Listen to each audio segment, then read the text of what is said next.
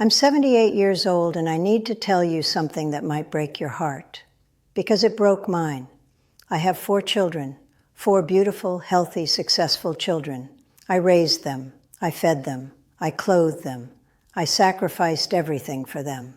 And this past Christmas, I sat alone in my living room, staring at a phone that never rang. No calls, no visits, no grandchildren running through my house. Just silence, and the weight of 52 years of mistakes I can never take back. You might think I was a terrible mother. You might think I was abusive or absent or cruel. I wasn't. I was the opposite. I was too present, too involved, too perfect.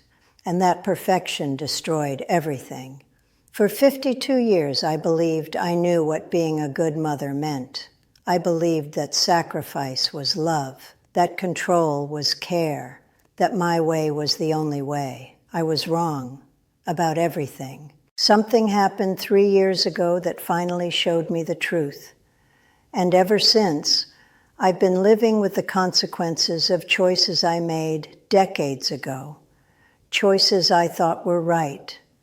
Choices I thought were loving. Choices that pushed my children so far away, they don't even want to be in the same room as me. I'm not telling you this for sympathy. I'm telling you this because I see mothers everywhere making the same mistakes I made. I see women sacrificing their identities, controlling their families, suffocating their children with love that isn't love at all. And I need you to hear what no one told me before it's too late. 3 years ago, my youngest daughter got married. Her name is Priya. She's 43 now, the baby of the family, the one I was closest to, or so I thought. I found out about her wedding from Facebook. Let that sink in. I found out my own daughter was getting married because someone tagged her in a photo of her in a white dress, standing next to a man I had never met, surrounded by people I didn't recognize. My daughter got married and I wasn't there. I wasn't invited. I remember staring at that photo on my phone. My hands were shaking. My chest felt like someone had reached inside and squeezed my heart until it stopped beating. I called her immediately. She didn't answer. I called again and again and again. Finally, she picked up. "Ma, please stop calling." Her voice was cold, distant, like she was talking to a stranger. "Priya, beta, I saw the photos. You got married? Why didn't you tell me? Why wasn't I there?" There was silence on the other end, a long, heavy silence. And then she said something that destroyed me. "Because I wanted one day, Ma, just one day, where everything wasn't about you, where I didn't have to manage your feelings, where I could just be happy without worrying about your approval, your opinions, your expectations. I wanted one day where I could breathe." I couldn't speak. "I love you, Ma, but I can't have you in my life right now. Maybe not ever. I'm sorry." And she hung up. I sat on my kitchen floor for 3 hours. I didn't cry. I didn't scream. I just sat there trying to understand how this had happened. How had I become the mother my children needed to escape from? That night, I called my other 3 children, my son, Rahul, my daughters, Anita and Mira. None of them answered, so I sent texts. "Please call me. I need to talk to you. I love you." Rahul responded the next day, just one line.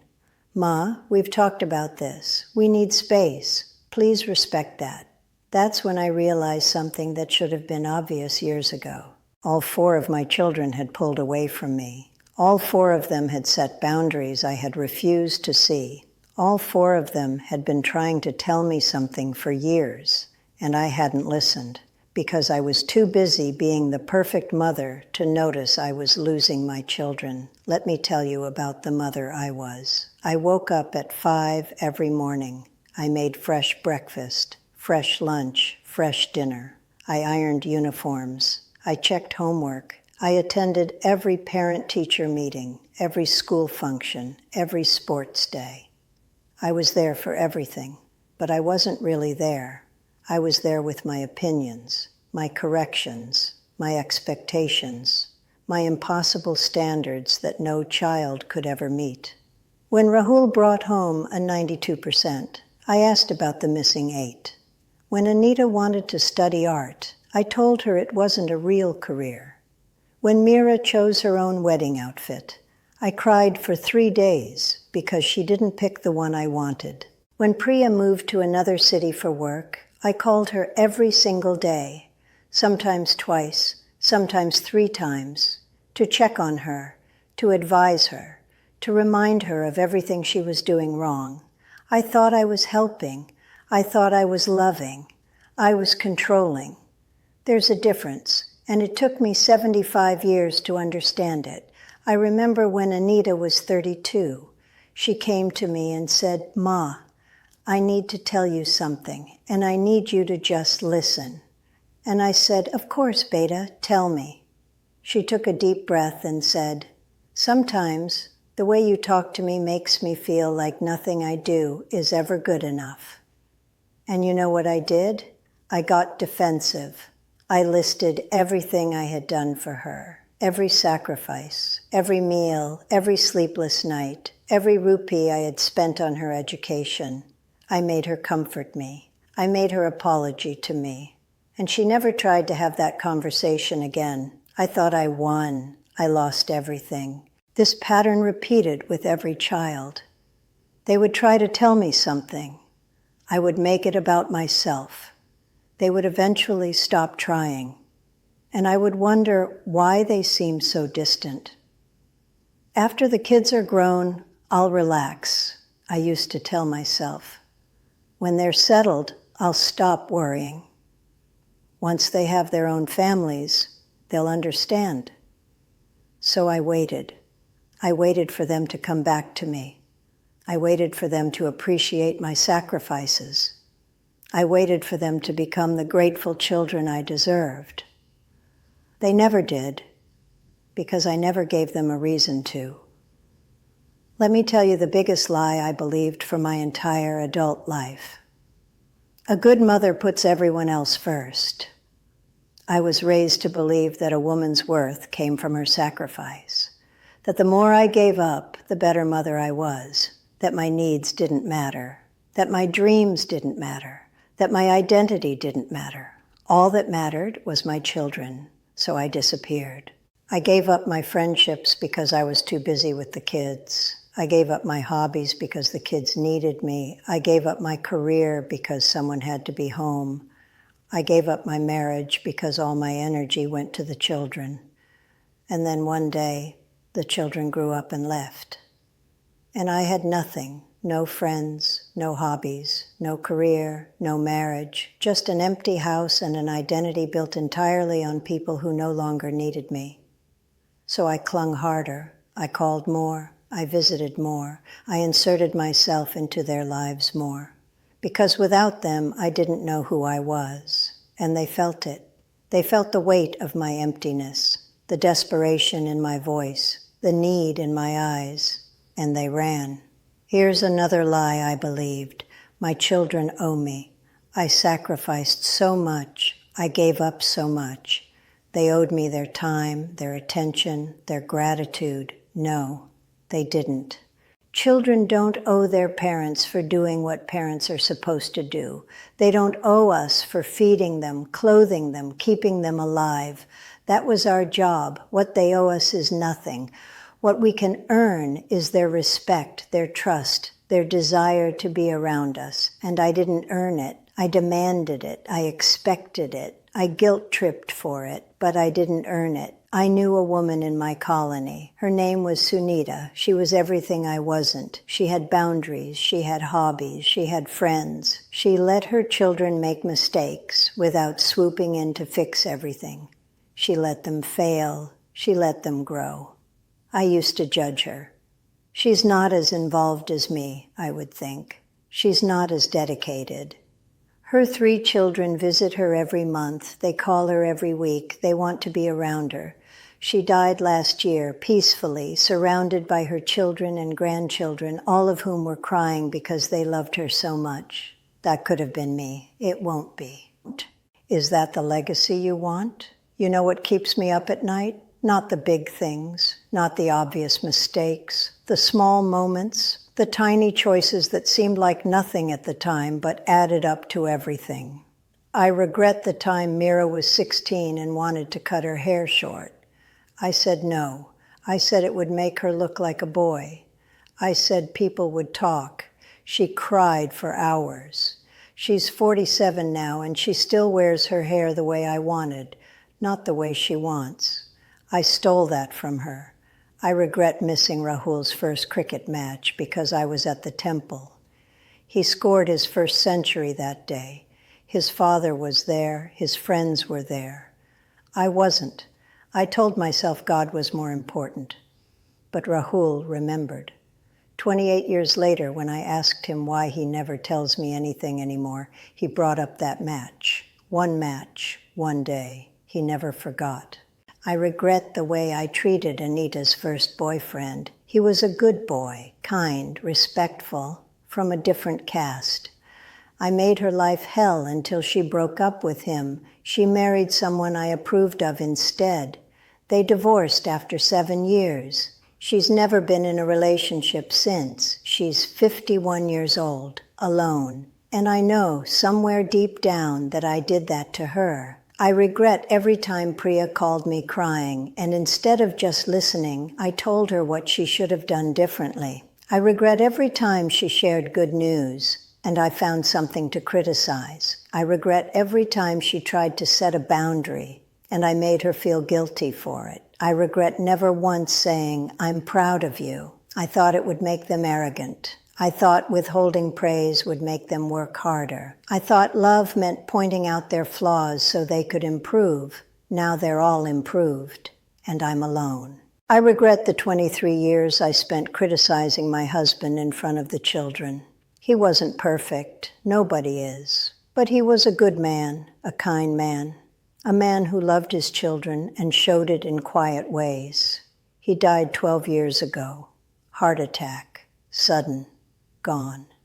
At his funeral, all 4 children spoke about how much they loved him, how he was their safe space, how he made them feel accepted. Nobody has ever said those things about me. Nobody ever will. I regret the letter I never wrote to my own mother.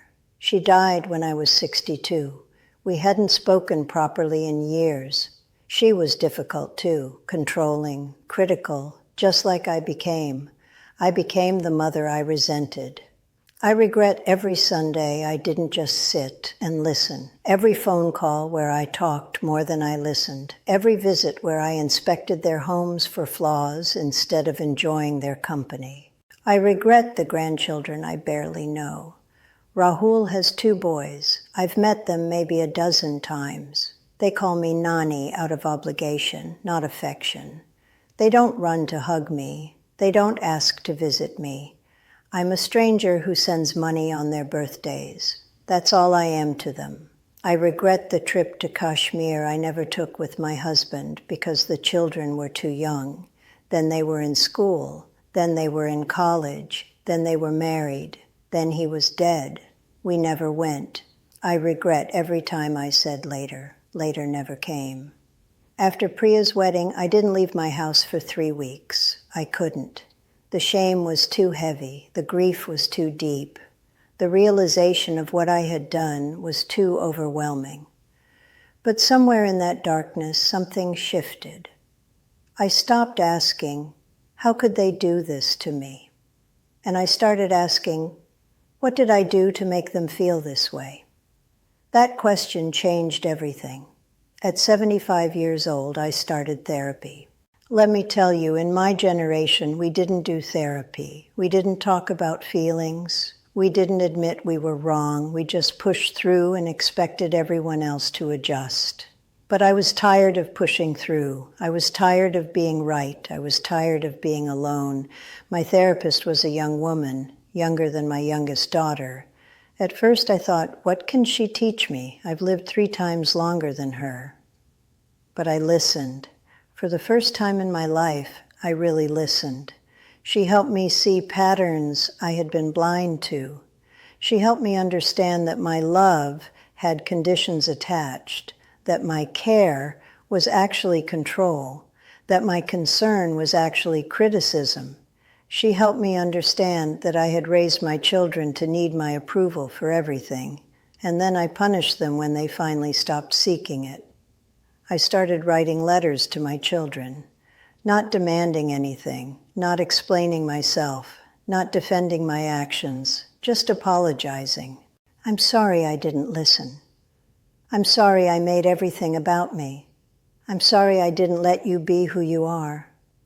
I'm sorry I confused control with love. I didn't ask for forgiveness. I didn't ask for anything. I just apologized. 3 of them haven't responded, but Mira called me 6 months ago. We talked for 20 minutes, just talked. I didn't give advice. I didn't criticize. I just listened. It was the best conversation I've had in years. I'm not fixed. My family is not healed. But something has changed. I've stopped waiting for them to change. I've started changing myself. I'm 78 years old. I have maybe 10 years left. Maybe less, maybe more. Only God knows. But these 3 years since Priya's wedding have been more peaceful than the previous 52. Because I finally stopped pretending I was perfect. Now I need to talk to you. Yes, you, the mother reading this. The woman who thinks she's doing everything right. The woman who sacrifices everything for her children. The woman who stays up late, wakes up early, gives and gives and gives until there's nothing left. I need you to hear me. You are making the same mistakes I made. Not because you're a bad mother, but because you were taught, like I was, that good mothers disappear, that good mothers have no needs, that good mothers pour from empty cups until the cup cracks, and there's nothing left to pour. That's not love. That's erasure. And one day when your children are grown, you will look around and wonder why they don't call. You will look around and wonder why they seem relieved to leave your house. You will look around and wonder why they set boundaries that feel like rejection. And I'm telling you now, the answer starts today. Do your children feel safe disagreeing with you? Think about that. Really think. When your daughter says, "Ma, I don't like when you do this," do you listen? Or do you explain why she's wrong to feel that way? When your son makes a choice you don't approve of, do you accept it? Or do you make him feel guilty until he changes his mind? When your family sets boundaries, do you respect them? Or do you find ways around them because you know better? I know you think you're helping. I thought so too. You're not helping. You're pushing them away, slowly, gradually, one criticism at a time, one guilt trip at a time, one after everything I've done for you at a time. And one day you will wake up in an empty house wondering where everyone went. They didn't leave suddenly. They were leaving for years. You just didn't notice. What are you waiting for? Are you waiting for them to appreciate your sacrifice? They won't. Not the way you want them to. Are you waiting for them to understand? They will understand. They'll understand that they need space from you. Are you waiting for later? Later is a lie. Later is the thief of every relationship you think you have time to repair. Your children don't need a perfect mother. They need a real one who makes mistakes and apologizes, one who listens without fixing, one who loves without conditions, one who has her own identity beyond being their mother. Can you be that? If I could go back and talk to my 30-year-old self, here's what I would say. Stop. Stop making your children responsible for your happiness. Stop criticizing when you could be curious. Stop giving advice when you haven't been asked. Stop expecting gratitude for doing your job as a mother. Stop keeping score of your sacrifices. Stop treating your children like extensions of yourself instead of separate human beings. Stop saying, after everything I've done for you. Stop making their achievements about you. Stop making their failures about you. Stop making everything about you. Start. Start asking questions instead of giving answers. Start listening without planning your response. Start saying, "I'm proud of you," out loud. Start letting them fail without rescuing them. Start respecting their boundaries even when it hurts. Start having your own friends, your own hobbies, your own identity. Start filling your own cup so you're not draining theirs. Start apologizing when you're wrong. Start admitting you don't know everything. Start seeing your children as adults, not as your children. If your daughter tells you she needs space, give it. Don't call her 17 times. Don't show up at her house. Don't send her relatives to guilt her. Give her the space she asked for. And trust that if you change, she might come back. If your son sets a boundary, respect it. Don't find loopholes. Don't pretend you didn't understand. Don't punish him with silence. Respect it, and thank him for trusting you enough to be honest. If your family seems distant, look in the mirror first. Ask yourself, am I safe to be around? Am I easy to love? Do people feel better or worse after spending time with me? The answer might hurt, but the truth is the only thing that will set you free. Write down 3 things you would do differently if you could go back. Now do them, today, not tomorrow, not when the time is right, not when they apologize first, today. I'm 78 years old now. I've been truly living for only 3 years. 3 years out of 78, 3 years of honest self-reflection, 3 years of therapy, 3 years of trying to undo a lifetime of damage. Is it enough? No, but it's something. Mira and I talk sometimes now. Not often, not for long, but we talk. Rahul sent me a photo of his sons last month. No message, just a photo. I cried for an hour. That's more than I've had from him in 5 years. Anita is still distant. Priya is still gone. I may never repair those relationships. That's the consequence of my choices. I have to live with it. But I'm not bitter. I did this. Not them, not society, not my upbringing, me. And taking responsibility has given me more peace than all my years of blaming everyone else. I would give anything to have those 52 years back, to have been a different kind of mother, to have listened more and talked less, to have controlled less and loved more, but I can't go back. I can only go forward, and I can tell you what I learned. So maybe you won't have to learn it at 78. Maybe you can learn it at 38, or 48, or 58. Any age is better than mine. The irony is that when I stopped trying to control my children, I finally found peace. When I stopped needing their approval, I started approving of myself.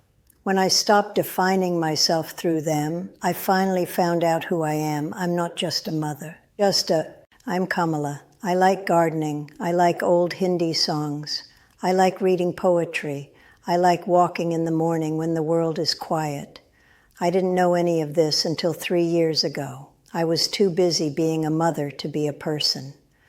Don't make that mistake. You have a choice right now, today, this moment. You can keep doing what you're doing. Keep sacrificing everything. Keep making your children the center of your universe. Keep controlling, criticizing, guilt-tripping, scorekeeping. And one day, you will sit alone in your living room on a holiday, waiting for a phone call that never comes.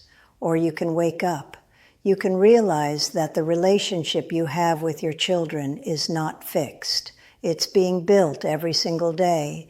Every conversation, every reaction, every moment, you can start building something different, something based on respect, not obligation, something based on love, not control, something based on who they are, not who you want them to be.